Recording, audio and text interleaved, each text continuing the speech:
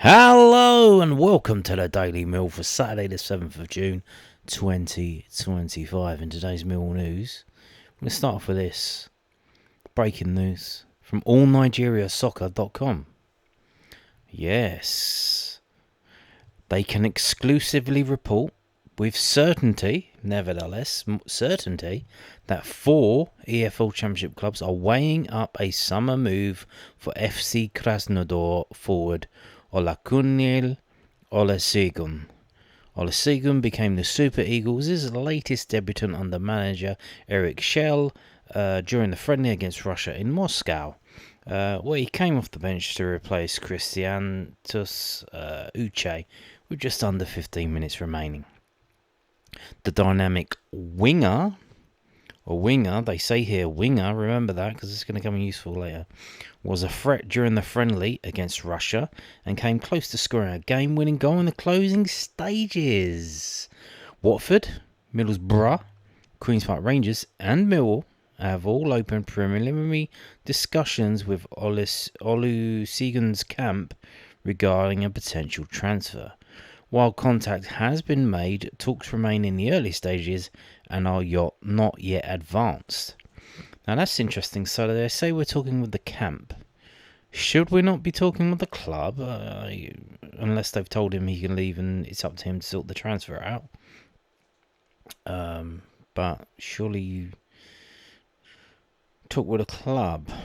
And this is another thing before we get into it.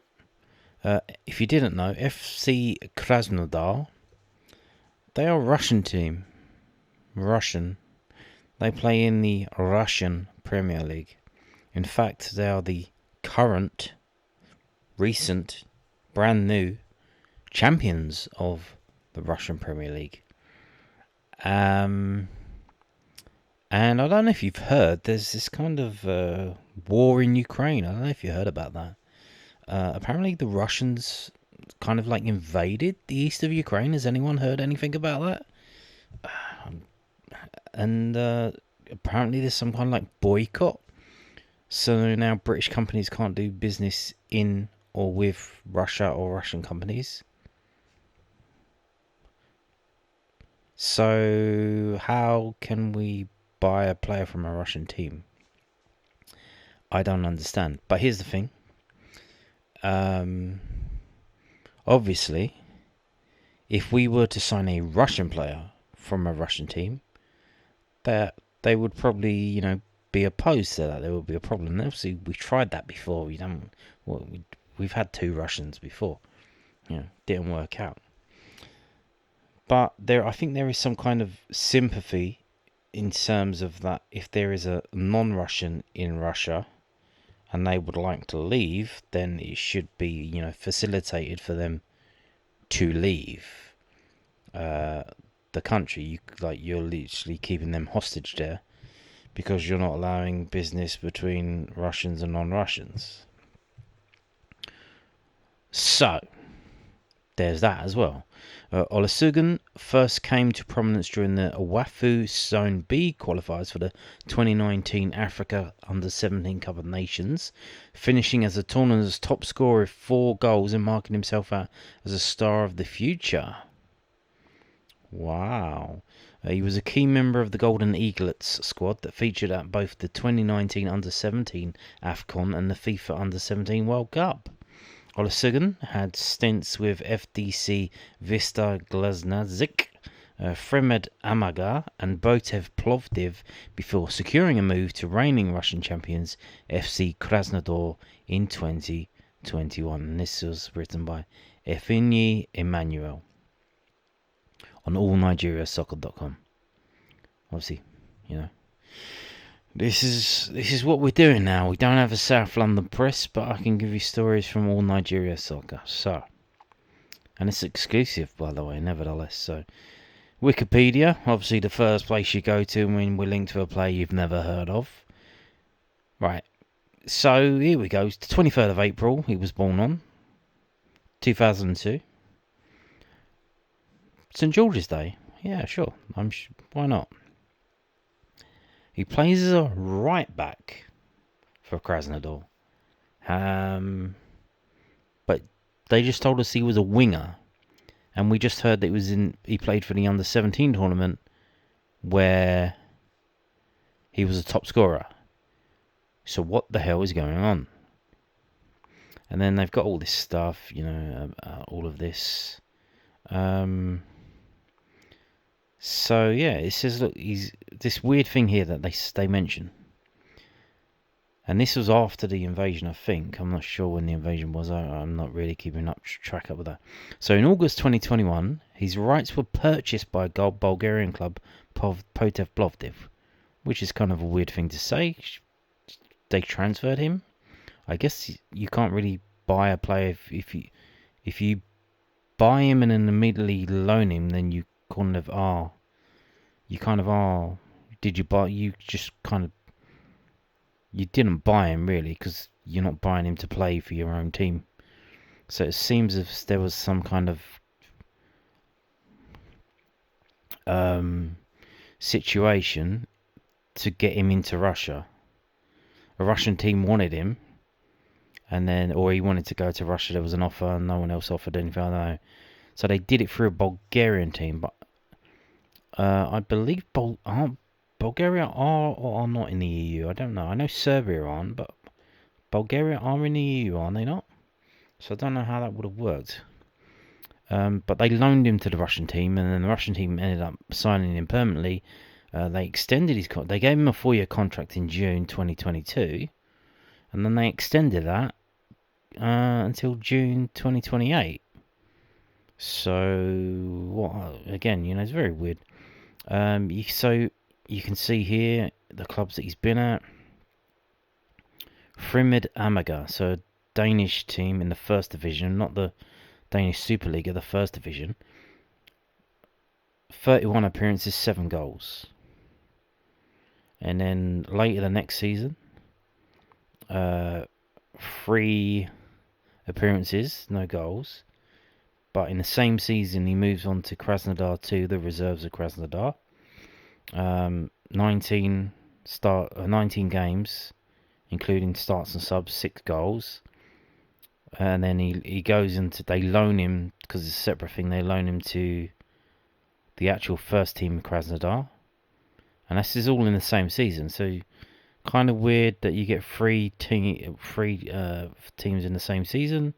But I guess the Russians aren't, because they've been ostracised from world football, they don't have to follow the rules of world football, which you're not allowed to have 3 clubs in the same year. That's to stop, some funny business where one team will buy a player and then move him on to another team straight away. So you can see he never actually played for Plovdiv. So that was just like a vehicle to get him to Russia from Denmark. So yeah. So here we go. Olakunle Olusegun. And here we go. This is fbref.com. And he's listed as a forward. A forward. Okay.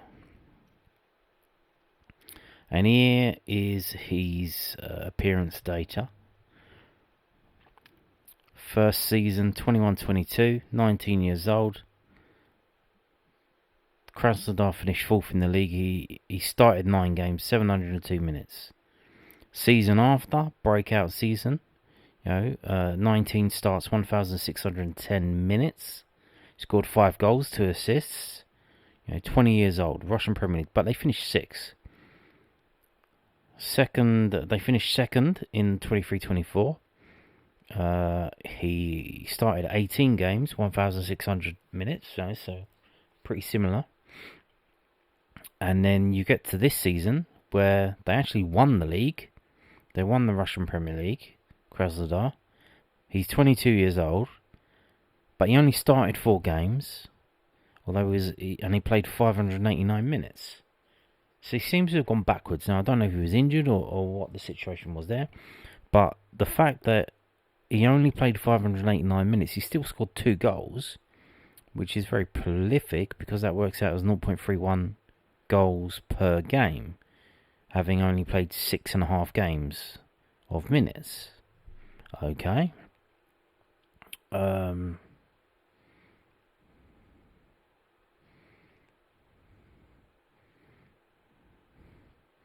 yeah, so there's that. And then if we go to this from whoscored.com, we can actually see. So this is Krasnodar, Russian Premier League. They won it last game. They beat Dynamo Moscow on the 24th of May to win the league.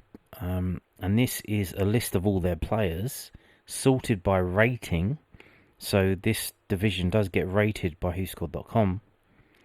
And where's the lad? We have to go down quite some. He starts, so this season, and again, here, they've listed as a defender, right-footed, so right back, a midfielder, left or right. So that's a left or right winger, because we just know he's a good winger. But, what's that about?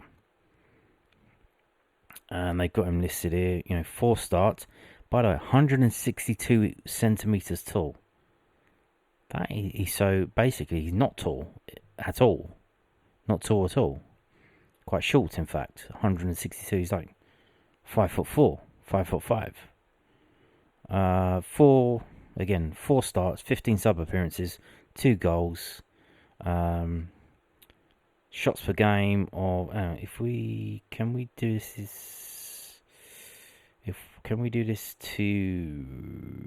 can we sort this out so we can get him at the top on something? How about that? Alright, he's number 7. Here we go.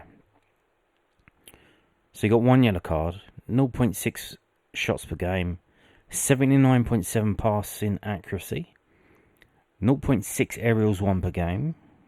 Obviously, the fact that he's 5'5", that's pretty decent. So supposed to be a defender. Is he actually listed anywhere? So tackles per game 0.7, interceptions 0.4, fouls 0.4. Obviously, he's only started 4 games, so coming off the bench to do this stuff. Clearances per game 0.8, so that's pretty high. Obviously, you would imagine they bring him on and he has defensive stuff to do at the end of the game. But obviously, he's listed as a right back. What about offensively? What is he doing, attacking wise? So according to this, he's like the 10th top scorer, joint 8th. If we do that, we can see him back in 7th. Again, 581 minutes, 2 goals, 0.6 shots per game, 0.1 key passes, 0.5 dribbles per game. So he's a dribbler. So that would suggest he is a winger. Dispossessed of the ball 0.5 times per game. Unscheduled touches 0.7. So his ball control is not the best. So that would suggest that he is a winger. So here we go. Listed as a defender, right-footed, midfielder, left or right. Okay. These are the matches that he's played in this season. Their season is a weird one. Again, so there is a massive difference, but I don't know. There is a massive gap, I should say, between December and March. But I don't know if that's because the Russian league takes a break between December and March because it's bloody cold up there. So I doubt that they get much football in a Russian winter.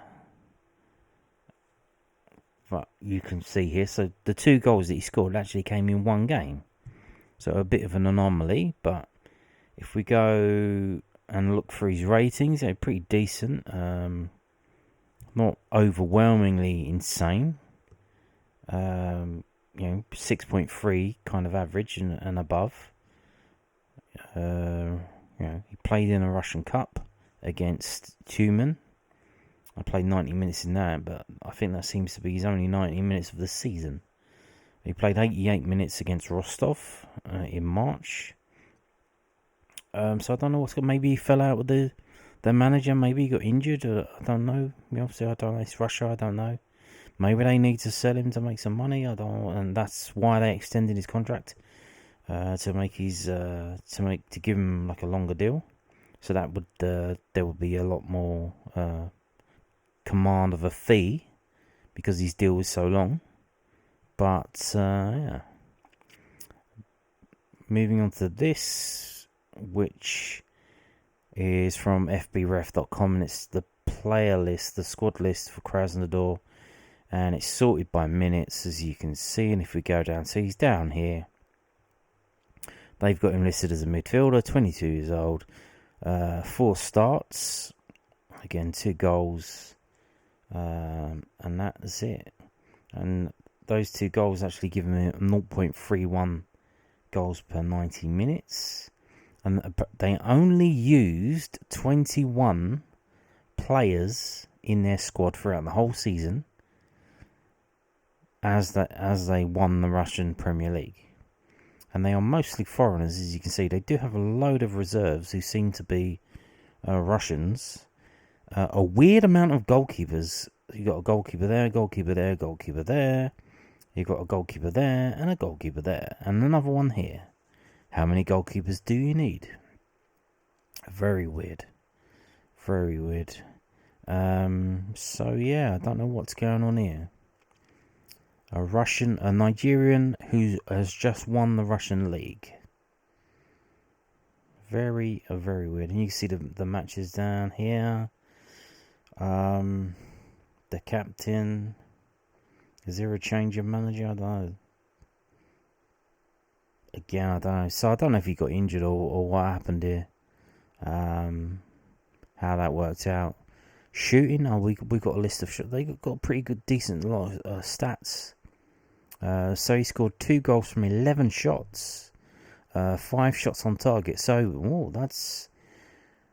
he had 5 shots on target. He got 2 goals. That is a shot on target percentage of 45.5. So yeah, goals per shot on target 0.18. Which, if we sort by that, he's got to be at the top. No, close.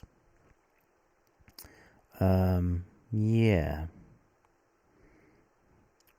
Playing time, miscellaneous stats, and there you can see they won the league. Average attendance 27,561. Won 20 games, drew 7, only lost 3.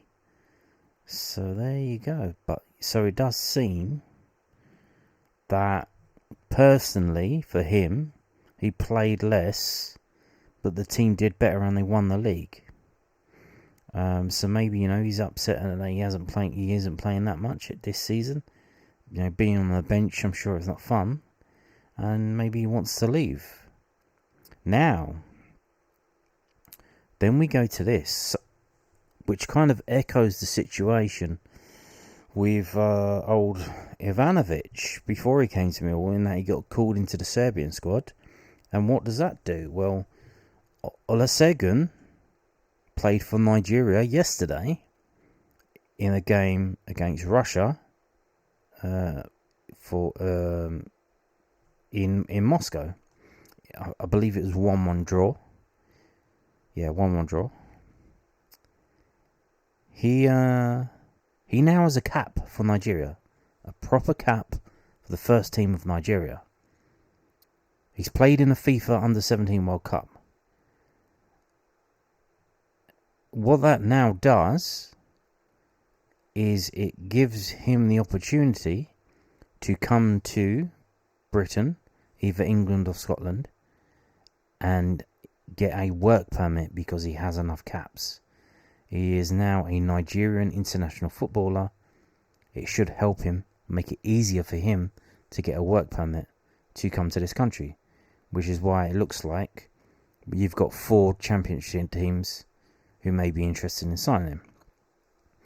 Krasnodar forward Olakunle Olusegun is full of excitement after making his maiden appearance for the Super Eagles Olusegun replaced Christian Iche in the 80th minute of Nigeria's 1-1 draw with Russia at the Luzhniki Stadium, Moscow, on Friday night. The 23-year-old put up a solid display to help the Super Eagles earn a share of the spoils. The former Golden Eagle star was impressed with the atmosphere at the stadium.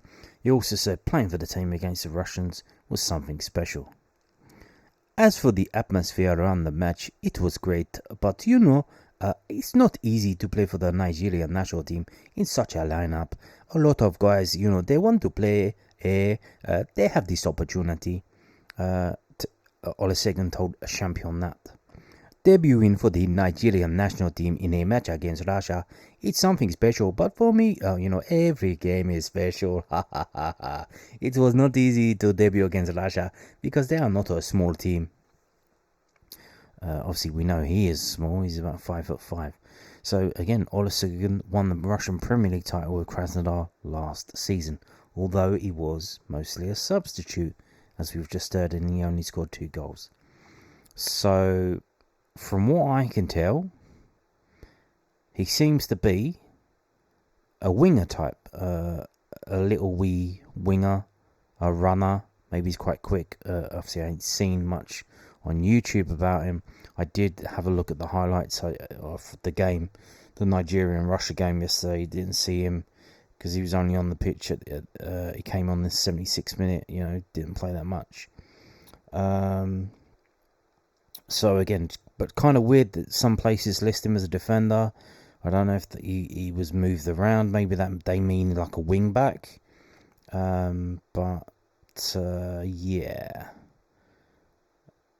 Interesting stuff. So apparently we, along with, who was it, Watford? Watford Millers the Queen's Park Rangers. So there you go. This is who we've been linked with. But again, how does the deal get done? Russia. Is he going to have to go from Russia to Bulgaria and then back from Bulgaria to us? Just to go through the paperwork again. I don't know. Now, moving on to this. I posted this up on the YouTube community page on the Daily Mill channel. Strong suggestions that Liam Roberts set to leave Millwall, close to signing for Mansfield Town in League One. Yeah. Liam Roberts' contract is up, and it suggests that he's decided to leave. Now, where does this come from? It come from Richard Corley today on X, posting a post not about link with Mansfield, but that he might be leaving, and that he was linked to Barnsley, but because he used to play for Barnsley, but that doesn't seem to be happening. And then you go to stagsnet.net, an independent supporters website dedicated to Mansfield Town FC. And why not? And literally for the past week, they've been talking about the possibility of them signing Liam Roberts. And over the past couple of days, they seem to, there's always some people on these forums that have, inside knowledge, or they know something. I know someone who knows someone. And a few of them reckon that the deal is done. That Liam Roberts is confirmed. It's a done deal behind the scenes. They've shaken hands and agreed things, and that it just now, have to sign the paperwork in front of the camera, take a picture, and post it on the internet so everyone knows it's real. Because, if something isn't posted on the internet, how do you know it actually happened? So, yeah, Liam Roberts looks set to be off. Now, why is that? What are the reasons for that? Obviously, his contract's up. I think, kind of weirdly, he got released by Middlesbrough, and I think we had him on trial for a week, and then we give him a contract. So, did we not try and improve the contract enough? Did he think that we were taking the piss with the negotiations? Does it have nothing to do with? Does it have to do with the Crystal Palace? Kung Fu keeper, Shaolin soccer. I don't know. The situation there. That he thought it best just to leave the area. If you're I don't know where he lives in the south, but I don't know if you noticed, the Mill training ground is literally just 5 minutes down the road from the Crystal Palace training ground. So maybe he's likely to bump into, some knobhead Crystal Palace fan who's going to say something to him. He doesn't want to have to keep dealing with that. And I doubt there are many Crystal Palace fans in Mansfield. So maybe it's got to do with that he just wants to leave the area. And just to leave the club, get a fresh slate. But, disappointing, because I thought, having watched him play at Portsmouth and watched him a couple of times, he did seem to be the better of the keepers, in my opinion. Although Jensen did improve over the season. And, Jensen is now injured. He's out for 9 months. He's done his Achilles. So we now almost certainly need a goalkeeper. Maybe they're working on that behind the scenes. Some suggestions of a loan, because obviously, but it looks like if Roberts does leave, we might need a permanent in. I don't know, but interesting stuff. What are we gonna do? What are we gonna do? Maybe that's the delay. Maybe they've done us a courtesy and not announced it, because obviously if the world finds out that Liam Roberts is leaving, and then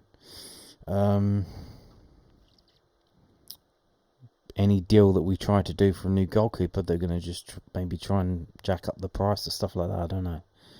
But apparently Liam Roberts is leaving, and he's going back to League One, which is a shame, and he's going back to Mansfield. So that's interesting.